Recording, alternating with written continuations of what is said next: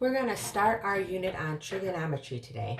And trigonometry is a branch of mathematics that studies relationships between the sides and angles of triangles. Specifically, we're going to do right triangle trig. This should be familiar to you. You have seen three of them: sine, cosine, and tangent. And then we're going to introduce three new ones today: cosecant, secant, and cotangent. Three words that are going to come up are the words opposite, adjacent, and hypotenuse. The opposite side is the side directly opposite the angle you are going to use. You're never going to use the 90-degree angle as your initial angle. The hypotenuse is always the side across from the 90 degrees. And then the adjacent side is the last side that you didn't use. Adjacent means next to. I like to label hypotenuse first so that you don't get that mixed up with adjacent. So sine is the ratio of the opposite side divided by the hypotenuse. Cosine is the adjacent side divided by the hypotenuse. And tangent is the opposite side divided by the adjacent. We like to memorize this by using an acronym SOHCAHTOA. So sine is O over H, cosine is A over H, and tangent is O over A. Then these three new ones are called cosecant, secant, and cotangent. Cosecant is basically the reciprocal of sine. Reciprocal. It's hypotenuse over opposite. Secant is the reciprocal of cosine. It's hypotenuse over adjacent, and cotangent is the reciprocal of tangent. It's adjacent over opposite. That's why these three here on the right are called reciprocal trig functions. Okay, so on our first problem, we have two angles, alpha and beta. These are just Greek letters. In trigonometry, alpha and beta, and then a new symbol called theta are typical symbols in trigonometry. So the first thing we want to do is make sure we're using the appropriate angle. Example 1 says to use angle alpha. So first thing we're going to do is label our O, A, and H sides. Opposite side is going to be the 8. Hypotenuse is the one directly across from the 90. That's your hypotenuse. And then adjacent by default is the last side, 15. All right, so in order to set up sine, I need the O side divided by the H side. Well, the O side is 8. But I need the H side. I don't have it. But if you recall, if you have two sides of a right triangle and you're missing the third side, you can easily find the third side by using Pythagorean theorem. A squared plus B squared equals C squared. You just have to recall that the C has to be the hypotenuse. In our problem, the X is the hypotenuse, so we'll use an X for the C. The other two sides could be either A or B. 8 squared plus 15 squared equals X squared. Solving for X, you get 64 plus 225 equals X squared. 289 equals X squared. And then square rooting gives you 17 for X. So now that I know 17 is the hypotenuse, I can set up sine is 8 over 17. Cosine is A over H, and the A side is 15, so that's 15 over 17. Tangent is O over A, the opposite side is 8, over A is 15. And then when we get to cosecant, secant, and cotangent, since these are reciprocal functions, all I have to know is which one corresponds to each of the three. Cosecant is the reciprocal of sine, so this will just be 17 over 8, because you're just going to flip that fraction. Secant is the reciprocal of cosine, so I can just reciprocate and do 17 over 15. And cotangent is the reciprocal of tangent, so that'll be 15 over 8. We also have to do the same functions, but now switch to the B angle. So when you switch to the B angle, 8 is no longer the opposite. The opposite now to angle B becomes the 15. And then the 8 now becomes the adjacent. Hypotenuse will always remain the one across from the 90. So the sine of B is going to be opposite of 15 over hypotenuse 17. Cosine will be the adjacent 8 over the hypotenuse 17. Tangent will be the opposite 15 over the adjacent 8. And then again, cosecant, secant, and cotangent are just the sine, cosine, and tangents reciprocated.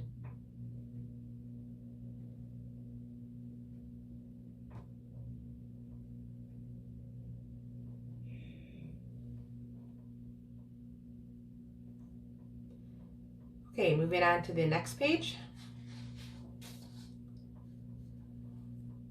Question 2, find all the remaining trig function values of angle alpha and angle beta given sine alpha is 12 over 37.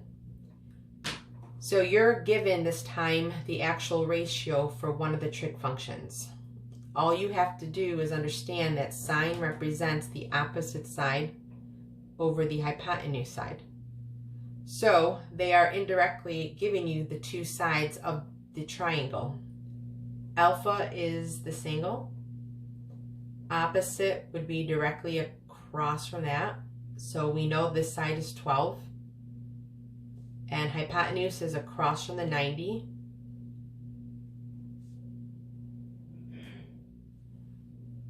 So in order to find cosine, you need the adjacent, and we don't have the adjacent. This would be the adjacent. So just like we did in the previous problem, if you are missing one of the three sides of a right triangle, you can use Pythagorean theorem. A squared plus B squared equals C squared. You just have to be careful that this is the hypotenuse, C. So you have to put the 37 there. And then the other two can be either the other two sides. I'll say x squared plus 12 squared equals 37 squared.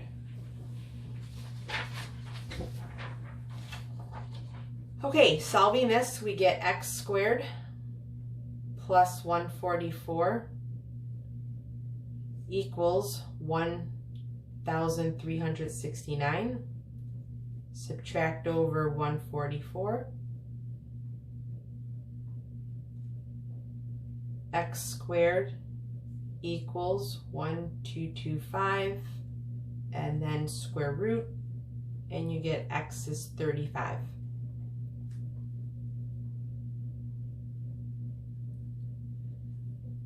So now that we have all three sides of the triangle, we can now write down all the function values for alpha and for beta.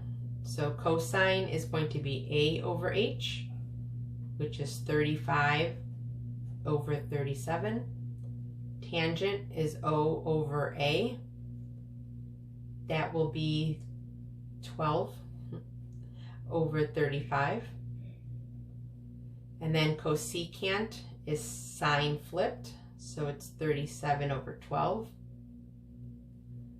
Secant is cosine flipped, it's 37 over 35. And cotangent is tangent flipped, 35 over 12. When you switch to the other angle, beta, beta now is here. Opposite side will now become the 35 for angle beta, and 37 is still the hypotenuse, and now 12 becomes the adjacent. So for angle beta, we have opposite over hypotenuse for sine, 35 over 37. Cosine is a over h, so 12 over 37. Tangent is o over a, 35 over 12. Cosecant is sine flipped, so 37 over 35. Secant is cosine flipped, 37 over 12. And cotangent is tangent flipped, 12 over 35.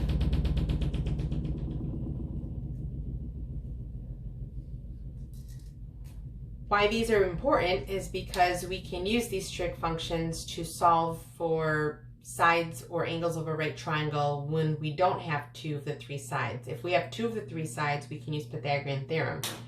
But on problem 3 and problem 4, we have one angle and one side.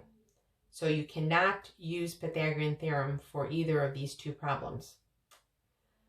All right, so what two sides do we have? When you're trying to use trigonometry, you need to be able to decide which of the functions you need to use. In order to do that, we're going to label our three sides. Across from the 40 is our opposite. Across from our 90 is our hypotenuse. And then the last side by default is the adjacent. So what we're going to do right now is we are going to circle the two sides that are going to be applicable to our problem. Well, we need x in the problem, so this side is going to be needed. And we need a side of our triangle, so the 16 is going to be a side that's going to be needed. And the adjacent is not going to be used at all. So then if we write our acronym, SOHCAHTOA, we just see which one of the three functions has the two sides in it. O and H go with sine. So this will be the trig function that will be needed to solve for x in our problem. Sine of the angle is 40 degrees. The angle always goes next to the trig word. Trig, the word sine on its own means nothing. Equals opposite, which is x, over hypotenuse, which is 16. After you do that, this is really a ratio problem. It's a ratio and proportion problem. If you put this over 1, you would cross multiply. X times 1 is x. And then 16 is going to be multiplied with sine of 40. Now you are going to put this in your calculator. You have to make sure that you are in degree mode.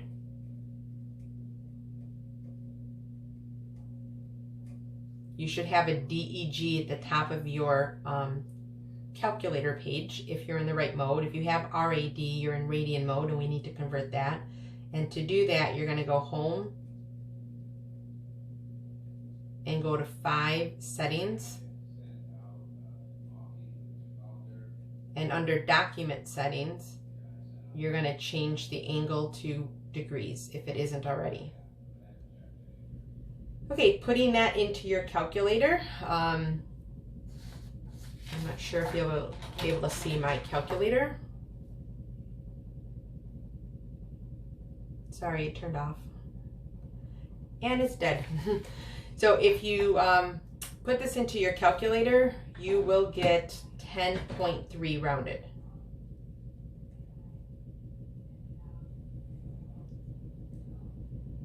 All right, so our next problem, same thing. If I have sides and angles within the same problem, I am going to use trigonometry. I'm going to label my three sides. Across from my angle is opposite. Across from the 90 is hypotenuse. And the other side is adjacent. Okay, I have the x is on hypotenuse side. The adjacent side is 8. And the opposite side is not needed. So A and H go with cosine. Cosine of the angle 62 equals the A side, which is 8, over the hypotenuse, which is x. Now, in all honesty, we can do this problem with the x being on the bottom. If you do that, you will cross multiply and have to divide. If you want to make life easier for yourself, you actually can use the reciprocal function. And again, this is not necessary, but if you use the reciprocal function that you just learned above, the reciprocal of cosine is secant, then you will always have x on top because secant is going to be the reciprocal. So that will be x over 8. And in this fashion, you can just cross multiply each and every time. X times 1 is x, and then these two multiply to make 17.0.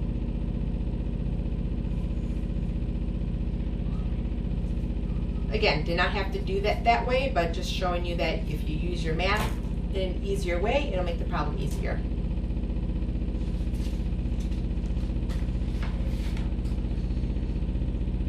All right, example 6. Again, we have angles and sides. Anytime it's an angles and sides together problem, we're going to use trigonometry. Across from the angle you're going to use is going to be labeled opposite. Across from the 90 degrees is going to be labeled hypotenuse. And then the last side by default is adjacent. I'm going to use the 11, and I'm going to use the 25. Hypotenuse is not needed. So if I write my acronym, SOHCAHTOA,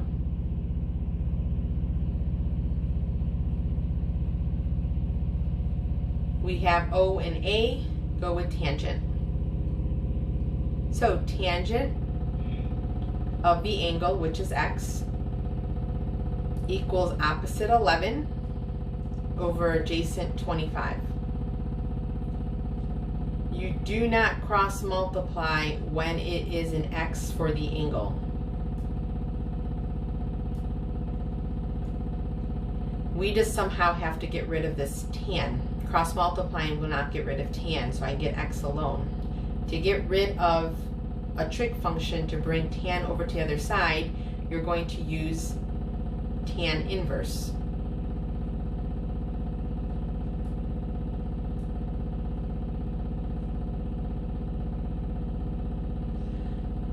To get the function sine, cosine, tangent, and tan inverse, there is a trig button key next to the 7 key on your calculator. Tan inverse will be located under that.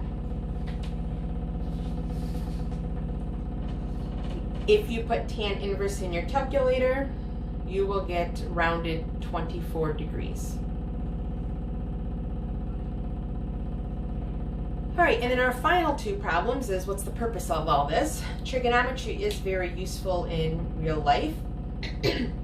A lot of times you'll be able to find an angle of elevation or depression to an object, and you'll be able to find a distance to the object, and then you can use that information to find any other part about that you need to find.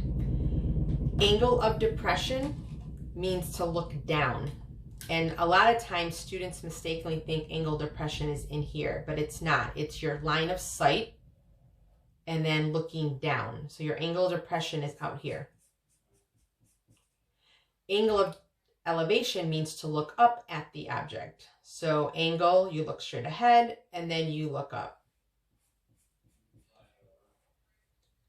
Since horizontal lines of sight are parallel, you learned about parallel angles before, or parallel lines before. These are alternate interior angles, and alternate interior angles are the same. So regardless of if they say angle depression or angle elevation, they're always one and the same. So anytime they say angle depression, I would just switch that to say angle of elevation. All right, problem 7. An aerial photographer who photographs farm properties for real estate company has determined from experience that the best photo is taken at a height of approximately 475 feet and a direct distance of 850 feet from the farmhouse. All right, so we have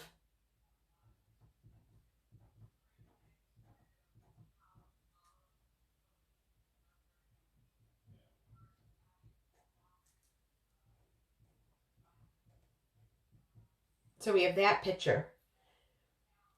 475 feet is the height of the airplane.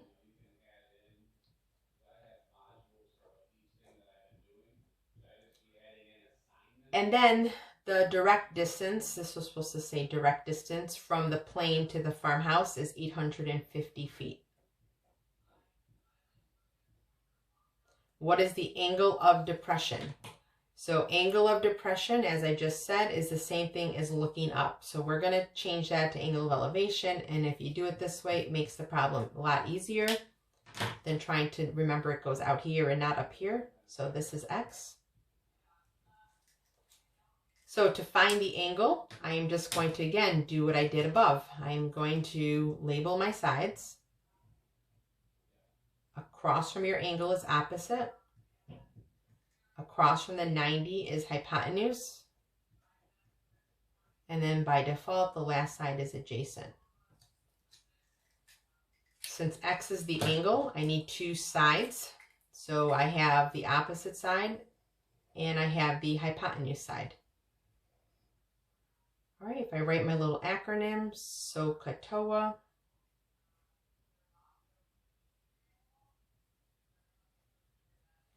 All right, the O and the H sides go with sine. So I'm going to use sine for this problem. Sine of the angle X equals opposite 475 out of 850. In order to get rid of sine, as we did above, you don't cross multiply. To get rid of sine, you just do sine inverse on the other side.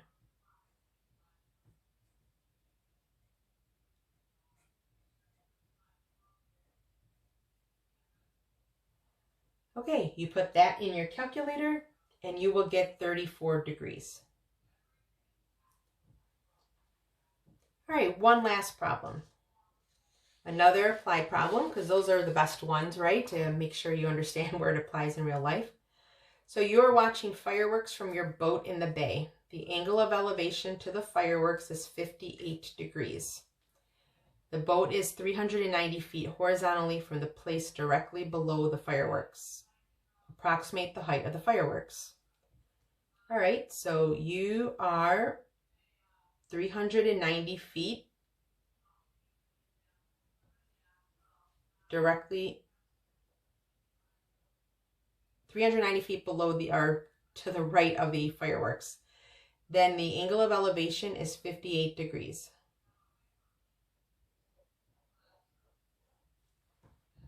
And your goal is to figure out the height of the fireworks. Right, sides and angles involved in the same problem of a right triangle. We're going to use trigonometry. Label your three sides.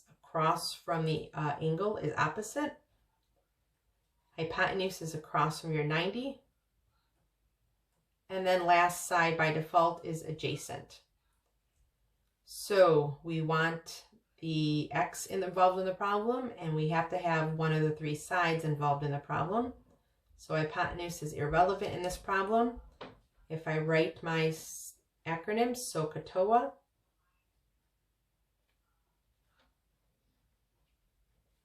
O and A go with tangent. So we're going to use tangent for our problem. Tangent of the angle 58 equals O, which is X, over A, which is 390. All right, we're going to put this over 1 and cross multiply. 390 is going to be multiplied with tan of 58. And if you do that, you will get 624 degrees, or sorry, feet.